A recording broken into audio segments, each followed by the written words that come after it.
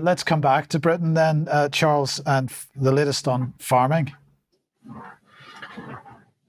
Thanks, Mike. Yes, today is, at least according to the National Farmers Union, the NFU, today is Back British Farming Day, and they've been setting up a stall in Parliament Square to make this public. I think the big question to ask is, are the NFU supporting British farming? And there might be some evidence to suggest that might not exactly be the case.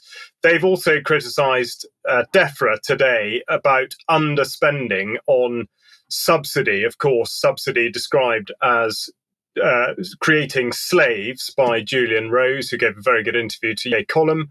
And here's Tom Bradshaw, the NFU president, from that article saying that a 358 million underspend over 3 years is unacceptable and nothing short of a kick in the teeth to farmers and growers who have faced years of uncertainty and loss of income during the agricultural transition. Well, you'd think, therefore, that Defra and the NFU might be at loggerheads, but that's perhaps not quite the case. Also published today are the statistics from Defra on the amount of money they have spent in all the various subsidy classes. The Farming and Countryside Programme annual report covering the period up to the year up to 31st of March 2024. So it is going to be a bit out of date, especially given all the changes that were put in place by Steve Barclay, the previous Secretary for the Environment, earlier on in the year. But nonetheless, in the introductory text here, it's worth noting that they say that the programme pays farmers and land managers to deliver significant and important outcomes for climate mitigation,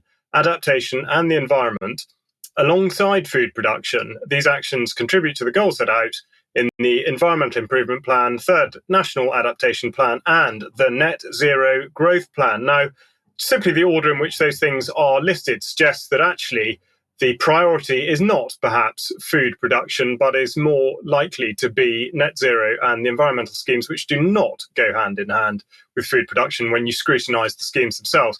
Now, just to look at the figures in a bit of detail, we see that the total spend this year has been 2.14 billion, but that's down from 2.45 billion 4 years ago. The land management schemes, which is what's been referred to, that this is where things are changing, is now a total of 806 million in the year versus 433 million 4 years ago.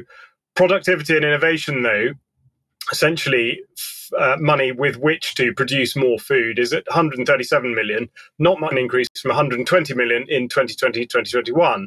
But they do describe that they have taken on a data-driven approach to engage farmers across 97 regional and stakeholder events in London. Essentially, they would have been harvesting information with which to better control the farmers that they can reach. And also they show off that they've produced 26 videos with 12,000 views and 4 podcast episodes with 4,900 downloads. I would say they could do better on that score, so I'm not quite sure why they've included it. But the thing to look at really is, what are the priorities? Are they food production for either the NFU or Defra or not? And the NFU particularly is banging the drum for achieving net zero in farming by the year 2040. And in the introduction by Minette Batters, the president, she says that there's no single answer to this problem. To achieve our aim, we'll need a range of measures that fall under 3 broad headings: improving farming's productive efficiency, improving land management and changing land use to capture more carbon, boosting renewable energy, and the wider bioeconomy. So overall, it looks like the priorities for both the NFU and Defra are summed up not just by the way in which the money is being spent, and indeed the shift of focus onto environmental schemes that people are being pushed into, or at least incentivized into, but also the lack of investment into the production of food, combined with the fact that, of course, a lot of land has been taken away from that. Now, to look further into this, going back some years, admittedly, I would encourage you to go to the UK Column website and look at an article that Malcolm Massey wrote back in 2012, the National Farmers Union Making Government Policy Since 1947, and just a tiny excerpt from that.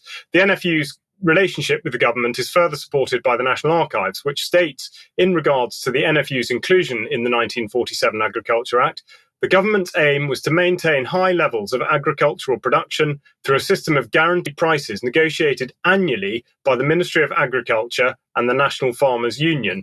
The unveiling of this close relationship will not surprise those farmers that believe NFU was pulling the strings during the foot and mouth disaster in 2001.